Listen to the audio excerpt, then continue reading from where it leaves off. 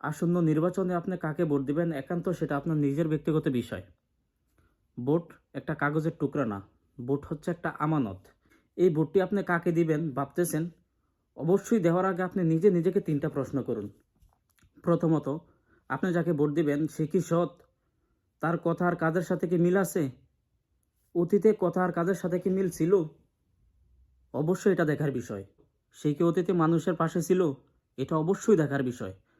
তার দলের লোক এমনকি বিপক্ষ দলের সাথেও কি মানদণ্ডতা রাখে?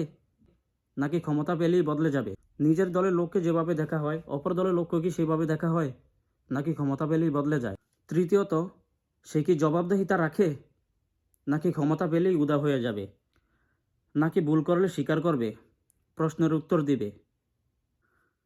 আমি একজন সচেতন নাগরিক হিসাবে আবেগ না দেখি, গুজব না দেখি, দেখতে হবে চরিত্র, যোগ্যতা আর দায়বদ্ধতা।